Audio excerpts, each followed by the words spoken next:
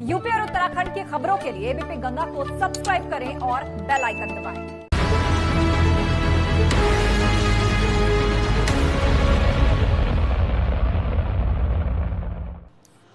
नमस्कार, मैं हूं राजेंद्र देव। दोपहर के 3 बज चुके हैं। वक्त हो गया है उन सवालों का जिनके उत्तर मांगता है प्रदेश। एक तरफ प्रदूषण बढ़ रहा है जो महामारी के काल में और ज्यादा खतरनाक हो गया है, लेकिन इस बीच दिवाली पर जारी किए गए फरमान से कई घरों की खुशहाली चली गई है, मायूसी छा गई है। वजह है आतिशबाजी पर लगी रोक।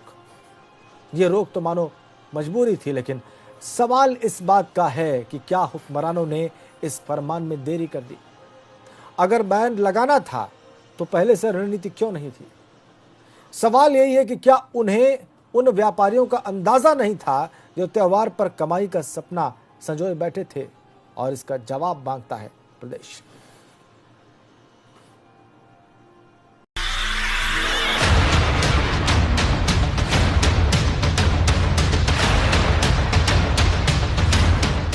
कुछ शहर जो हैं आज भी वो गंभीर स्थिति में है प्रदूषण की दृष्टि से, तो इसलिए वहाँ पर पटाखों का बैन किया गया है, प्रतिबंध लगाया गया है। बढ़ते प्रदूषण के बीच दिवाली पर घमासान। यूपी के 13 जिलों में पटाखों पर बड़ा फरमान। पटाखे बेचने वाले दुकानों का रद्द होगा लाइसेंस। पटाखों पर बैन में देरी कर गए हुक्मरान। अब की बार मनेगी बिन पटाखों वाली दिवाली। सरकारी आदेश से किसकी छीनी खुशहाली? आतिशबाजी पर प्रतिबंध से प्रदूषण पर लगा। पटाखों पर बैन के फरमान से किसका नुकसान? उत्तर मांगे प्रदेश। सवाल आपने देख लिए। आइए इन सवालों का जवाब लेते हैं और इसके लिए हमारे साथ हैं सपना श्रीवास्तव, वैज्ञानिक है प्रदूषण कंट्रोल बोर्ड में, प्रदूषण नियंत्रण बोर्ड में। इसके अलावा डॉक्टर सुशील द्विवेदी पर्यावरणविद हैं।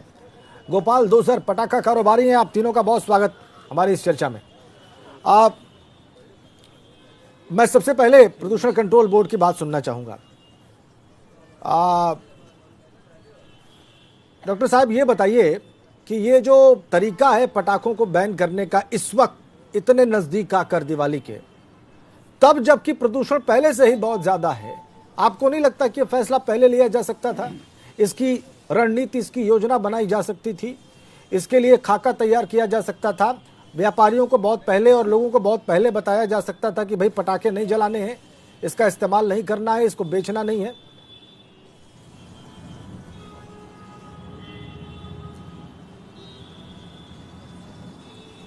जी, मैं आपसे ही पूछ रहा हूं, मैं सपना जी। हाँ, देखिए इसमें ऐसा है कि लास्ट ईयर भी, पिछले साल भी हम लोगों ने पिछले साल तो नहीं बोलेंगे, 2018 में बैन तो खैर काफ़ी दिनों से चल रहा था, ग्रीन पटाखों की बात चल रही थी, लेकिन ग्रीन पटाखों की बात चल रही थी, लेकिन इस बार जो था वो सिचुएशन को देखते हुए, क्योंकि कोविड की प्रॉब्लम की महामारी भी इस समय फैली हुई है इस समय, और पिछले सालों में ऐसा हुआ था कि नवंबर में इससे थोड़ा बेटर रहता था, जितना कि जो AQI चल रही है उससे थोड़ा बेटर था। तो अभी लोगों को इसलिए डिसीजन लेने में थोड़ा टाइम लग गया, और कोविड महामारी को देखते हुए ये एक बहुत ज़रूरी स्टेप था जिसको कि उठाना पड़ा। कोविड, क्योंकि इस समय अगर मेरा सवाल यही है सपना जी, मेरा प्रश्न यही है मैम, मेरा प्रश्न यही है, कोविड की बीमारी तो जनवरी फरवरी से ही इस देश में है, लॉकडाउन अब अनलॉक की तरफ जा चुका है, अनलॉक चीजें हो चुकी हैं, और जहां तक रही प्रदूषण की बात, तो पिछले 10-15 दिनों से दिल्ली और NCR की हवा और यहाँ की आबो हवा, फिजा सबके सामने है, दम घोटू वातावरण है, साफ साफ दिख रहा है।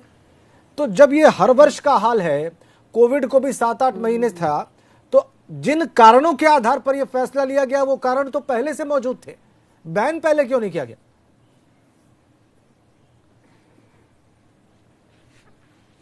हाँ, आपका प्रश्न ठीक है, पर इसमें यह है कि ये सब चीज़ों में पहले विचार हो रहा था, विचार करके फिर जिस तरह से हम लोग के पास ऑर्डर्स आए, और जब ऑर्डर आया तब उसके हिसाब से हर DM ने या अपने स्तर से भी कमिटीज़ बनाई और सब कुछ किया। तो वही है कि हर चीज़ को करने में थोड़ा सा समय लगता है, और जिस तरह से हमारे एडमिनिस्ट्रेशन ने समझा होगा कि इस समय ये स्टेप लिया जाना बहुत ज़रूरी है, तो उन्होंने उसको देख करके लोगों को हेल्थ को ख्याल में रखते हुए आप देखिए सपना जी, और कई राज्यों में ये निर्णय पहले ही ले लिया गया। सपना जी, कई राज्यों में ये निर्णय बहुत पहले ले लिया गया, उसमें दक्षिण के भी राज्य शामिल हैं, राजस्थान भी है, दिल्ली भी है। हाँ। तो ऐसा नहीं था कि वो पहले से नहीं हो रहा है। हाँ। वहां पे भी ये समस्या ऐसी ही थी जितना कि यहाँ पर है। आपकी बात ठीक है।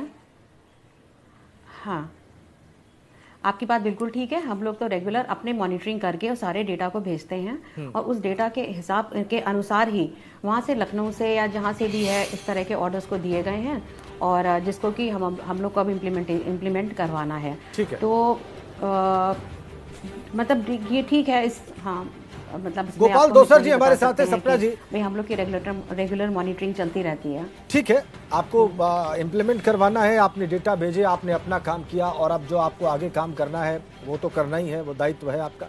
लेकिन इस निर्णय का जो डिलेड कहा जाएगा, हाँ, एडमिनिस्ट्रेशन के साथ एडमिनिस्ट्रेशन इसमें करेगा जी, इसका असर क्या पड़ा है जरा आप ये देख लीजिए। गोपाल दोसर जी हैं, पटाखा कारोबारी हैं।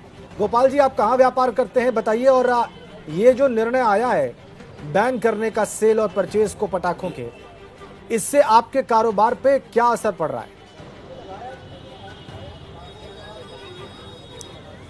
सर, पहले तो मैं सपना जी से इस बात के जो है सहमत नहीं हूं कि जैसा कि अन्य सरकारों ने पहले से बैन लगा दिया, अब आपने यूपी में जो है बिल्कुल एंड टाइम पे, जब हम फुटकर दुकानदार अपने घर का 7 महीने का कोरोना काल हम लोग ने झेला, हम लोग भुखमरी के कगार पे आ गए। अब हम लोग त्योहारों में 2 पैसे कमाने के लिए अपने घर के जेवर लोगों ने जो है गिरवी रख के माल लाए हैं और आपने एंड टाइम पे लगा, सारी प्रक्रिया पूरी हो गई। आपको प्रदूषण था तो प्रदूषण तो पटाखे अभी छूटे भी नहीं है, उसके पहले प्रदूषण आ गया है। अगर पटाखों से इतना प्रदूषण है तो आप सीधे पटाखों की मैन्युफैक्चर पे बैन लगाइए ना। आप फुटकर को एंड टाइम पर जब सारी प्रक्रिया हो गई, लोगों ने पैसा जमा कर दिया, माल पे जो सारी लाइसेंस की प्रक्रिया पूरी हो गई, लोगों ने दुकानें सजा ली पूरी, सब तरफ का पैसा कर्जा लेके, छोटे छोटे परिवार से 10-10 लोग उसमें जुड़े हुए हैं, तब आपने एंड टाइम पे आपने कह दिया पटाखे में प्रदूषण होता है। प्रदूषण तो गाड़ियों से कितना होता है। ठीक बात है। आपने गाड़ियों पे बैन नहीं लगाया, पुरानी गाड़ियों पे जो है आपने केवल पटाखा एक उद्योग है, पटाखा एक संस्कृति है। हिंदू धर्म में आज से नहीं सदियों चला रहा पटाखा छुड़ाने का काम। पटाखा हमारी संस्कृति। गोपाल जी, क्या होना चाहिए था आपके हिसाब से? क्या होना चाहिए गोपाल जी? गोपाल जी, आपके हिसाब से क्या होना चाहिए? बैन होना चाहिए? एक ही मांग कर रहे हैं कि हमारे का नहीं, पटाखा आप बैन करिए, हमको पटाखे बैन से कोई दिक्कत नहीं है, तो आप मैन्युफैक्चर बंद कर दीजिए आप। लेकिन अभी प्रेजेंट टाइम पे जो आपने बैन लगा दिया, इससे तो जो है लाखों लोग बेरोजगार हो जाएंगे, आत्महत्या करने के लिए मजबूर हो जाएंगे। वो लोग जिन्होंने कर्जा लेके ब्याज पे जेवर रख के जो उन्होंने पटाखा लाए हैं, वो उनका पैसा जमा है, थोक व्यापारी उनको पैसा नहीं वापस करेगा। उन्होंने लाइसेंस का पैसा कर्जा लेके दे दिया, उन्होंने जो है दुकानें लगा ली, जो कर्जा लेके लगा ली कि 2 पैसे कमाएंगे, वो कहाँ जाए व्यापारी? अब देखिए क्या है गोपाल जी, 7 महीने का कोरोना काल काट के आज जो है 2 पैसे त्योहार में। गोपाल जी, असल में क्या है कि पोल्यूशन कंट्रोल बोर्ड में है सपना जी, वैज्ञानिक हैं, इनका काम है डेटा कलेक्ट करना जी। इनका काम है सरकार को, एडमिनिस्ट्रेशन को ये बताना कि भाई प्रदूषण इसका स्तर ये है और इसका कारण ये है। इनका काम नहीं है निर्णय लेना, सपना जी का काम नहीं है निर्णय लेना। सपना जी का काम है डेटा सरकार तक पहुंचाना, निर्णय सरकार लेती है। अभी भी ये एडमिनिस्ट्रेशन के साथ मिलकर प्रदूषण कंट्रोल करने की बात करेंगी, लेकिन इसके बियॉन्ड इनका मैंडेट नहीं है। अब सवाल यह है कि जो हुक्मरान हैं, जिन्होंने ये पॉलिसी बनाई, जिन्होंने ये निर्णय लिया कि नहीं इसको बैन कर दो, बेचना नहीं है, खरीदना नहीं है, बजाना नहीं है, ये निर्णय तो उनका है। उनसे आप क्या कहना चाहेंगे गोपाल जी? जो उनसे यही कहना चाहता है कि जिस हिसाब से जो है आपने निर्णय ले लिया, ये तो आप इस साल थोड़ा सा ढील दीजिए, फुटकर व्यापारियों को एक राहत दीजिए कि आप अपना माल जो पैसा जमा कर दिया है उसको लेकर और उसका माल काटिए, आपकी इसकी बिक्री दीजिए। ठीक है भाई, ये छोटे व्यापारी कहाँ जाएंगे? नहीं, बिल्कुल आपका ये सवाल बिल्कुल वाजिब है। अब पटाखा तो अभी छूटा ही नहीं ना। बिल्कुल आपकी बात ठीक है डॉक्टर, मैं गोपाल जी आपकी बात 200% सही है। कोई भी संवेदनशील आदमी, सर गोपाल जी, कोई भी संवेदनशील आदमी आपकी बात से असहमत नहीं होगा। और फिर और फिर पटाखा तो अभी जो छूटा भी नहीं ना, तो पटाखे का प्रदूषण से जो फायदा क्या है? नहीं, अभी जो ये प्रदूषण दूसरा है, वो पक्ष है पटाखों से थोड़ी है। गोपाल जी, ये दूसरा पक्ष है। आइए इस पर बात कर लेते हैं। डॉक्टर सुशील द्विवेदी पर्यावरण के जानकार हैं, पर्यावरणविद हैं, हमारे साथ चर्चा में। डॉक्टर द्विवेदी, स्वागत आपका। अब देखिए, गोपाल दोसर जी का एक तर्क ये है, और बहुत सारे लोग ऐसा कह रहे हैं कि धूल तो वातावरण में दिल्ली एनसीआर के पिछले कई दिनों से है, सूरज दिखता ही नहीं है, दिन में अंधेरा छाया रहता है, लोगों को डिप्रेशन हो रहा है, सांस लेने में तकलीफ हो रही है, दमा जैसे उनकी हालत हो गई है, दमा के मरीजों जैसी। तो पटाखे इसमें छोड़ दिए जाएंगे तो क्या बन बिगड़ जाएगा? इस फर्क को जरा आप स्पष्ट करिए, समझाइए। नहीं, बनने बिगड़ने की बात नहीं है। देखिए भाई साहब, ये है कि देखना है दांव पे क्या लगा हुआ है। दांव पे करोड़ों लोगों का स्वास्थ्य लगा हुआ है, दांव पर करोड़ों लोगों की जिंदगी लगी हुई है, दांव पर हम लोग कोरोना से लड़ाई लड़ रहे हैं। तो दांव पे तो बहुत कुछ लगा हुआ है, ये हमें आपको देखना है। और जो दूसरी बात है, जो आदरणीय गोपाल जी की, उस बात से पूर्णतः सहमत हूँ, पूरी संवेदना है ऐसे सभी अपने भाई लोगों से जो पटाखा कारोबारी हैं। लेकिन अब हमें इस पे देखिए, इस पे ध्यान तो देना ही होगा कि प्रदूषण को रोकने के लिए क्या किया जाए। अब पटाखे से ये प्रदूषण कितना बढ़ जाता है? डॉक्टर द्विवेदी, एक मोटी बात बताइए हमारे दर्शकों को। डॉक्टर द्विवेदी, मेरी गुजारिश जरा सुन लीजिए आप। मैं सिर्फ सरल शब्दों में आपसे ये जानना चाहता हूँ कि अगर ये पटाखे चलते तो क्या फर्क पड़ जाता? पटाखे अगर हम छोड़ते हैं, बिल्कुल बिल्कुल, ये चूंकि सपना जी भी जुड़ी हुई हैं, वो बहुत अच्छे से ये बताएंगे भी अभी कि पटाखा जिस दिन दिवाली के दिन या दिवाली के पहले जब छोड़ना शुरू करते हैं, तो शाम के 8 बजे से लेके और रात के 11 बजे तक AQI अर्थात एयर क्वालिटी इंडेक्स बिल्कुल सूट अप हो जाता, बहुत ज़्यादा बढ़ जाता है। और ये अक्सर देखा गया है कि इसके बाद जब दूसरे दिन तक या तीसरे दिन तक और आने वाले लगभग 1 सप्ताह तक जो हमारे एज ओल्ड लोग होते हैं, दादा दादी और नाना नानी लोग, और जो इम्यूनो कम्प्रोमाइज लोग होते हैं, जिन्हें सांस संबंधी दिक्कतें होती, या वो बच्चे जिनकी उम्र 8 साल से कम है, उनको निश्चित ही दिक्कत होती है। ये मैंने आपने सबने महसूस किया है। अब लेकिन अब चूंकि हमारे व्यापारियों की भी बात सुनी जाए, उन्होंने भी बहुत सारे इन्वेस्टमेंट करके अपनी दुकानें लगाई हैं, तो इसके लिए सरकार को कुछ ना कुछ उनके लिए पैकेज का जरूर प्रावधान करना होगा, क्योंकि इसे समय रहते इन्होंने लागू नहीं किया है। पहले अगर ये बात निश्चित हो जाती तो वो बेचारे कम से कम सामान नहीं खरीदते। दूसरी बात, जो ग्रीन क्रैकर्स जो हमारे CSIR ने खोजे थे, उनका भी एक यही उद्देश्य था कि हम ऐसे क्रैकर्स लाएं, ऐसे पटाखे लाएं जो हवा में कम सल्फर डाइऑक्साइड, कम नाइट्रस ऑक्साइड, कम हार्मफुल गैसेस, कम PM 2.5, कम PM 10, ये जो अलग अलग प्रदूषक कण हैं, इनकी मात्रा हवा में थोड़ी कम हो। अच्छा, तो ये भी एक अच्छा इनिशिएटिव था CSIR की 2 प्रयोगशालाओं के द्वारा जो ग्रीन क्रैकर्स खोजे गए। लेकिन इस बार जो NGT का जो ऑर्डर आया है, उसमें कहा गया है कि 200 या 200 से नीचे जहां AQI है, वहां ही ग्रीन क्रैकर्स या हरित पटाखे छोड़े जाएंगे। और मेरे ख्याल से आप सब इस बात से सहमत होंगे, लगभग 18 से लेके 25 ऐसे बड़े बड़े शहर हैं हमारे भारत के, जहां पर 200 से लेके 400 के बीच में AQI इस समय फ्लक्चुएट हो रही है जी। तो इसलिए सीधे सीधे इन बड़े शहरों में जो सामान्य पारंपरिक पटाखे ना छोड़ने के लिए ये सब कदम उठाए जा रहे हैं।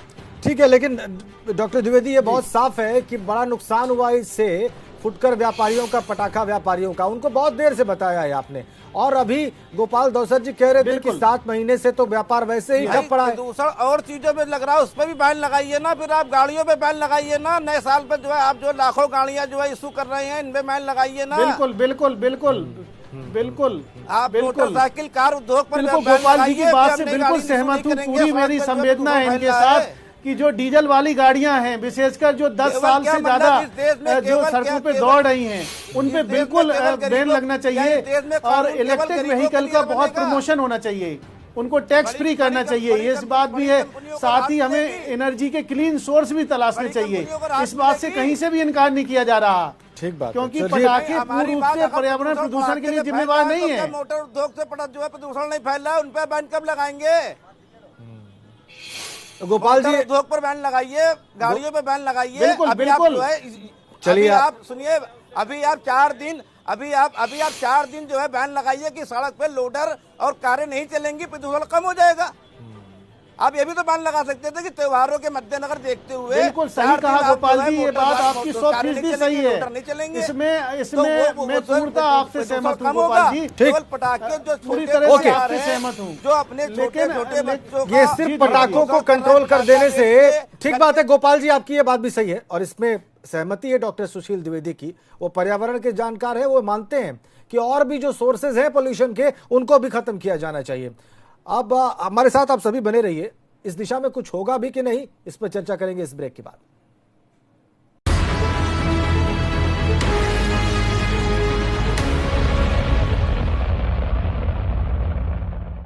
प्रदेश उत्तर चाहता है कि पटाखों पर बैन इतनी देर से क्यों, और ये जो व्यापारियों का फुटकर व्यापारियों को पटाखे के जो नुकसान हुआ है उसका क्या होगा।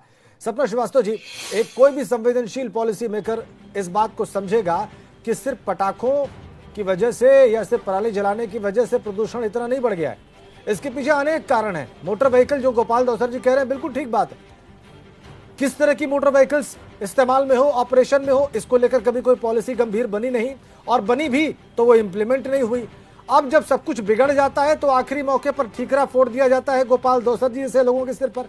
नुकसान इन बेचारों का हो जाता है। ये कब रुकेगा सपना जी, कुछ सोचना होगा इस बारे में।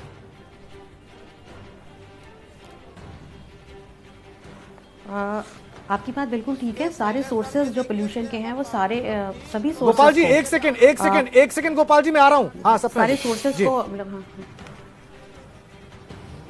हाँ वो सारे सोर्सेज को ही लिया जाता है, सबकी ही मॉनिटरिंग होती है। जैसे कि आरटीओ का जो डिपार्टमेंट है जो कि व्हीकल्स और व्हीकुलर पोल्यूशन को देखता है, वो लोग उसको देखते हैं कि कितनी ओल्ड व्हीकल्स हैं, उनको बैन किया गया हुआ है। इसीलिए 15 साल से पुरानी जो व्हीकल्स हैं, चाहे वो पेट्रोल की हो चाहे अगर डीजल की हैं तो वो 10 ईयर्स से ज़्यादा पुरानी हैं, उसको वो लोग देखते रहते हैं। विजिबली पोल्यूटेड जो पोल्यूशन कर रही होती हैं या स्मोक आ रहा होता है उसको आरटीओ वाले देखते हैं। ये सब वो लोग करते रहते हैं, पुलिस डिपार्टमेंट ये करता है।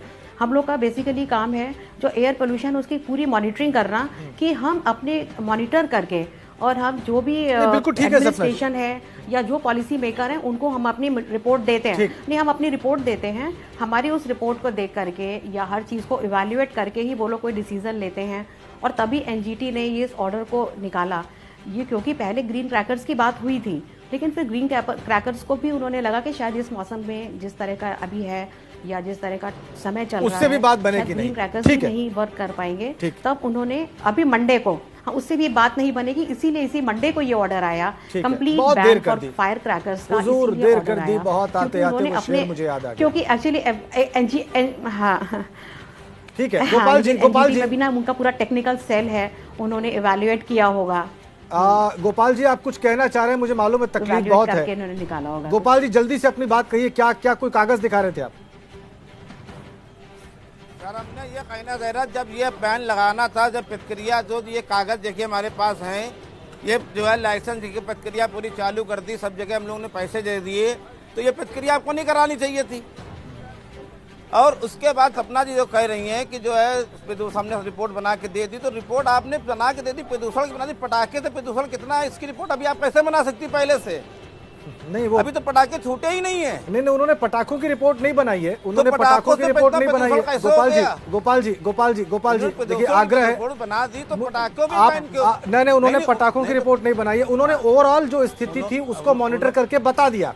उनके इस उन्होंने प्रदूषण की बात बताई उन्होंने, ठीक है, प्रदूषण की बनाई है। अब उन्होंने प्रदूषण तो इतना केवल के माना कि केवल पटाखों से प्रदूषण आ जाएगा। ये सवाल दरअसल जहां तक पहुंचना चाहिए वहां तक पहुंच रहा है। हमारी तो सर हाँ, सरकार से आप क्या कहेंगे जल्दी से? और हमारी तो सरकार से एक ही मांग है कि अगर हमारी आप हमसे यही चाहिए कि जैसे अन्य जिलों में जहाँ पर बैन नहीं लगा है, जो थोड़ी उनको रियायत मिली है ग्रीन पटाखे, ग्रीन कैकर जो बेचने की और छुड़ाने की जो टाइमिंग पे, उतना टाइम तो कम से कम हम लोग को दिया जाए। ठीक, जो ये छोटे दुकानदार है, 60,000 दुकानदार, 60 लाख लोग, 60,000 लोग जो 400 फुटकर दुकानें लगती है कानपुर शहर में भाई साहब। ठीक है गोपाल जी, दुकानों में 60,000 आप कह रहे हैं थोड़ा रिलैक्सेशन दिया जाए, आप कह रहे हैं थोड़ा सा रिलैक्सेशन दिया जाए ताकि इतना भी भारी नुकसान ना हो। ठीक है, आपकी बात इस माध्यम से, एबीपी गंगा के माध्यम से पॉलिसी मेकर्स तक जा रही है। गोपाल जी बहुत धन्यवाद इस मंच पर आने के लिए, अपना दर्द बयान करने के लिए। डॉक्टर सुशील द्विवेदी आपका भी बहुत शुक्रिया हमसे जुड़ने के लिए, पर्यावरण संबंधी जो जटिलताएं हैं उसको सरल करके बताने के लिए। और सपना जी बहुत धन्यवाद ये बताने के लिए कि आपने क्या किया है और किस तरीके से पॉलिसी फ्रेम हुई है। प्रदेश जो उत्तर मांग रहा है वो उत्तर आना अभी बाकी है, सवाल सामने रख दिया गया है। बहुत बहुत धन्यवाद।